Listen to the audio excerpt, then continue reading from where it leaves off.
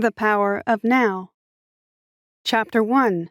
There are two strong feelings that trap many of us: regret and anxiety.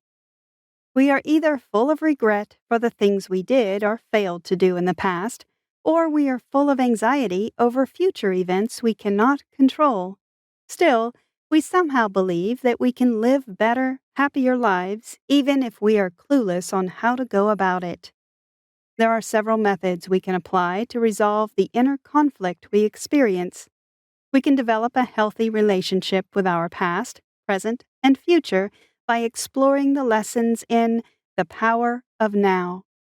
Nothing has happened in the past, it happened in the now. Nothing will ever happen in the future, it will happen in the now. Eckhart Tolle. Living in the present moment requires careful training of our minds to overcome the self-destructive ways in which we have been using it. From his own personal experiences involving depressing late-night thoughts, Eckhart Tolle shares how he literally found peace by discovering the source of pain and suffering. Chapter 2. Experience great improvement in your life by focusing only on the present, instead of regretting the past or worrying about the future. Everyone is in search of peace and enlightenment, but these seem somehow elusive. We do not know how to improve our lives. We're instead trapped by a web of circumstances that keep us circling the drain. There is a way out, and it is easier than we think. The key is to become conscious of the present and live there. It is very easy to fall into reminisce or regret by thinking of a past event or situation. We also worry a lot about a future event or situation that we may find ourselves in. The first step to a peaceful and improved life is living in the present. The only place where events occur is the present, not the past or the future. We feel in the present. Our senses can only interpret present sensation. Sometimes, when we refer to an event as a past event, what we mean is that it happened in a certain present moment. Every past was once a present moment. Any future occurrence is a present moment waiting to happen. Therefore, it is useless worrying about the future or dwelling on a past event. The only useful endeavor here is to live in the now. Living in the present moment reduces your problems drastically. You can deal effectively with the small present problems, but not with the past or future problems.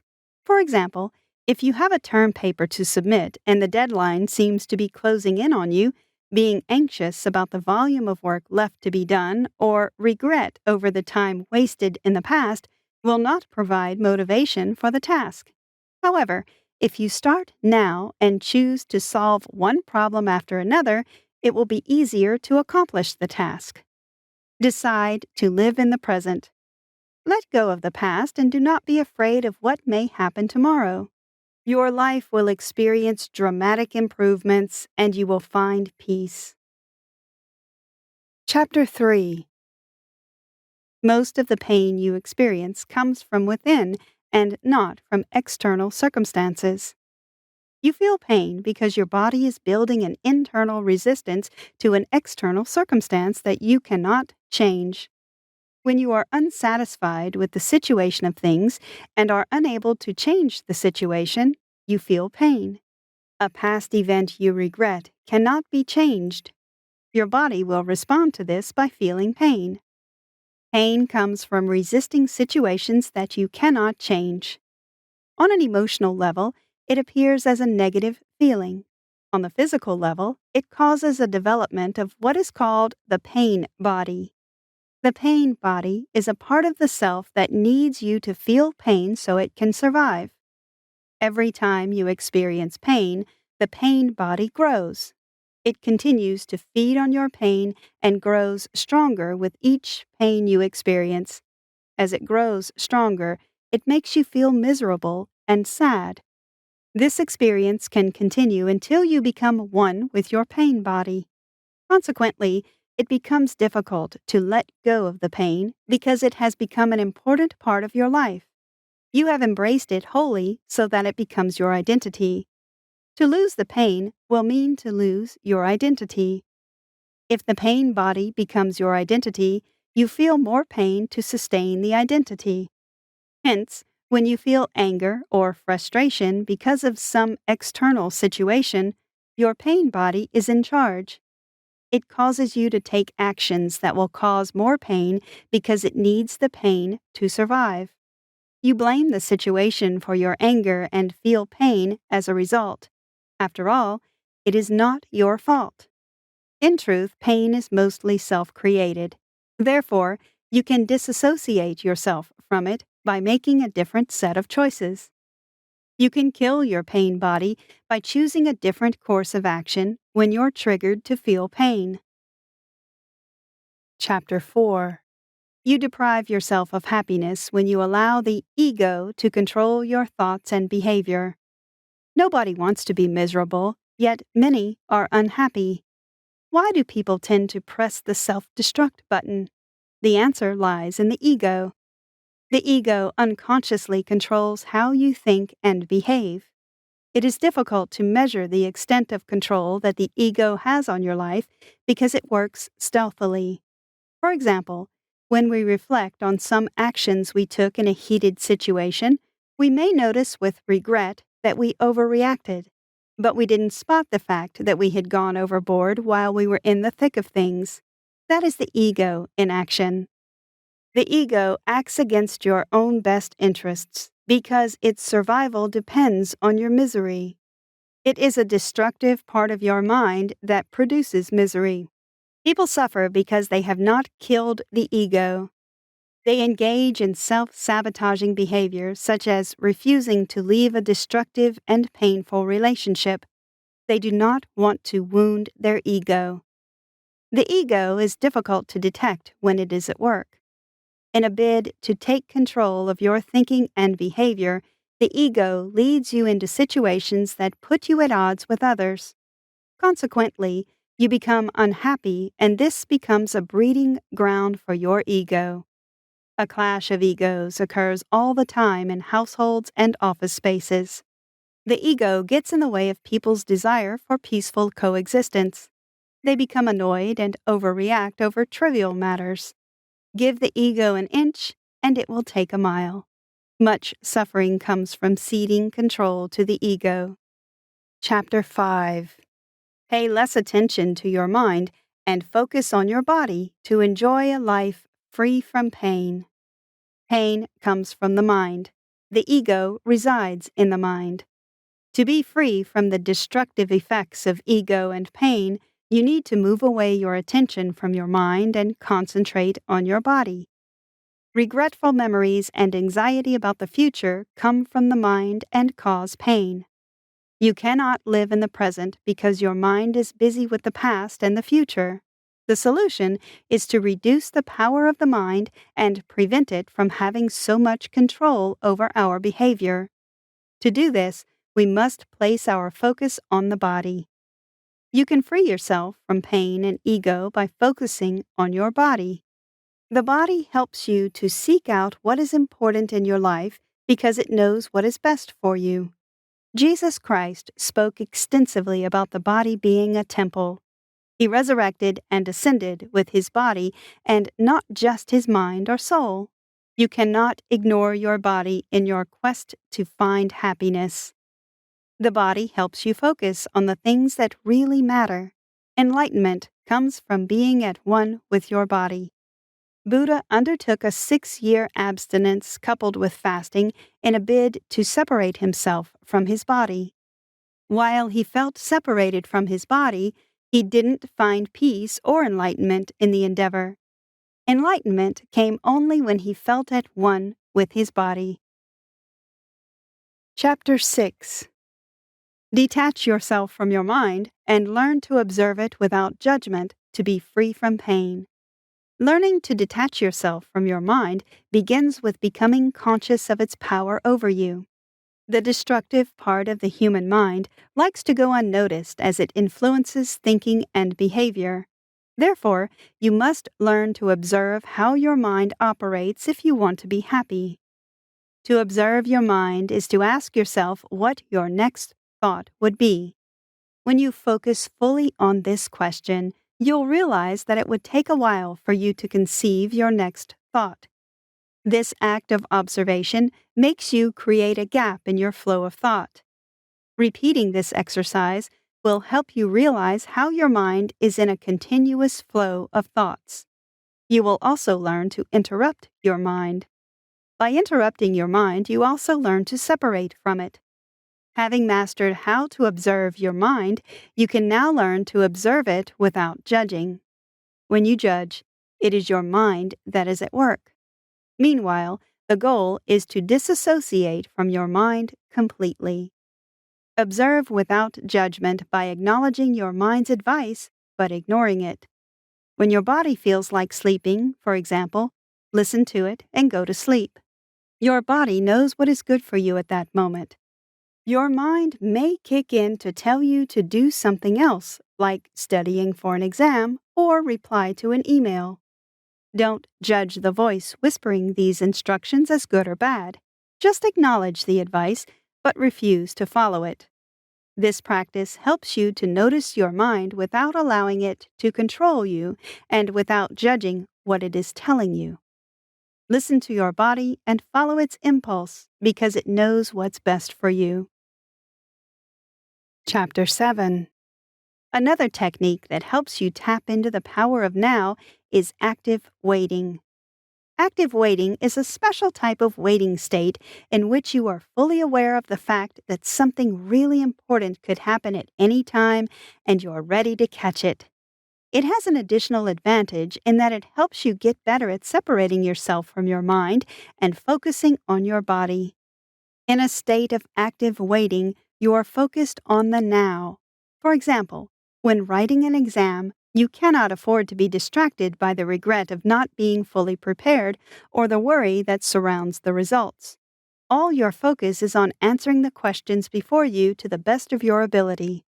It is therefore important to enter into a state of active waiting just before you begin an exam.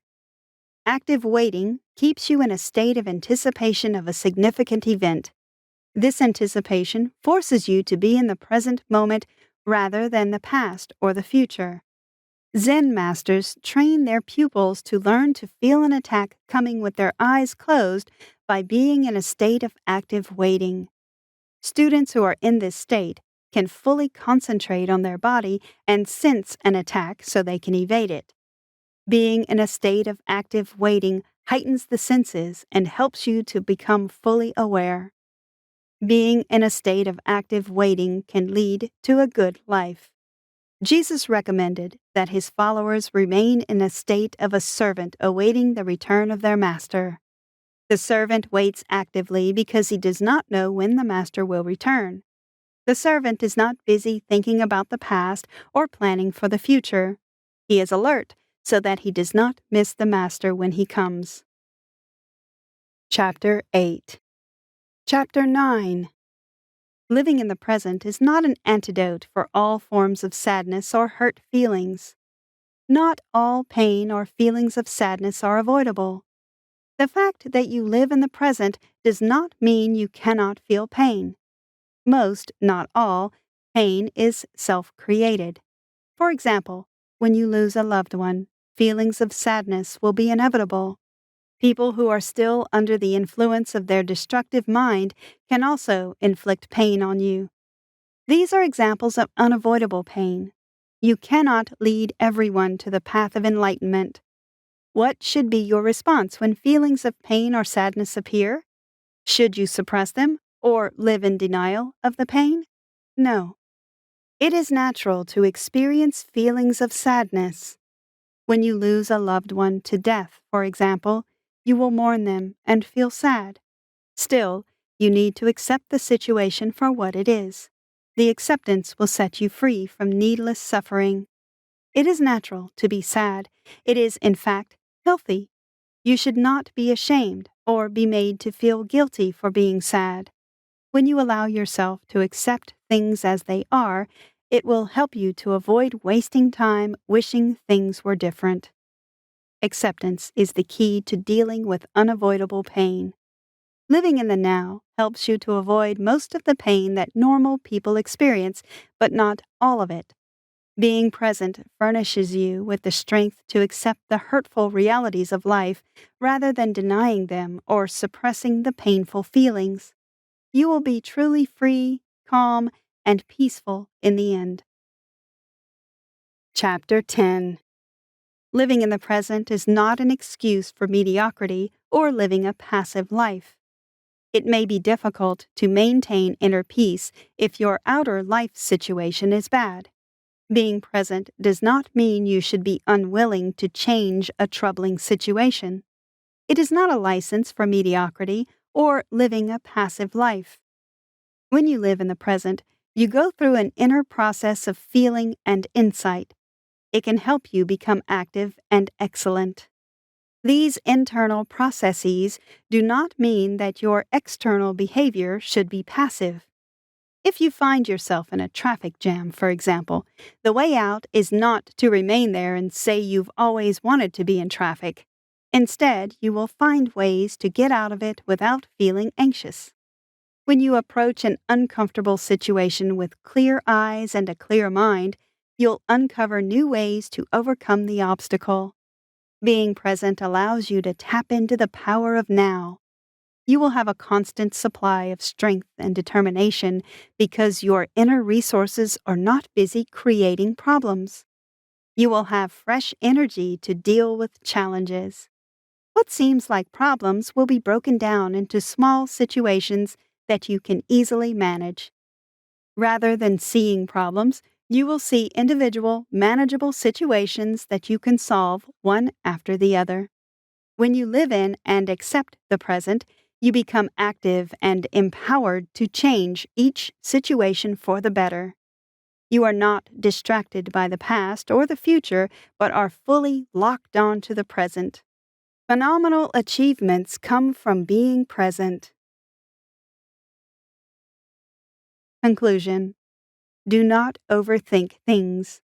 Overthinking causes you to live in the past or the future, which is not beneficial to you in the present. Too many people are controlled by their overthinking mind. This excessive control subjects them to unnecessary suffering. You will experience improvement in your life when you learn to separate yourself from your mind. Live in the present to make your life better. Listen to what your body is saying and do what it wants. Your body knows what's best for you. Your body is focused on the present. It is the mind that wanders to the past and the future. You can train yourself to be present all of the time by questioning yourself on what your next thought will be. This questioning method allows you to break the flow of thinking. This break in the flow of thought brings your thinking to your consciousness and gives you more control over it. There is a part of you that needs pain to survive, and it creates most of the pain you experience. The more pain it creates, the more powerful it gets. Living in the present helps you to regain power from this pain-seeking part of you. Beware of your ego. It resides in your mind and keeps you from being happy. A richer life comes from the ability to kill the ego and focus on what the body needs. You can gain this ability by observing your mind without judgment. Acknowledge what your mind is telling you, but do not obey it. Exist in a state of permanent alertness. This awaiting state will keep you in the present. The people closest to you may not understand your choice. Still, being present can help improve your relationship with them. Living in the present will help you listen better and show understanding.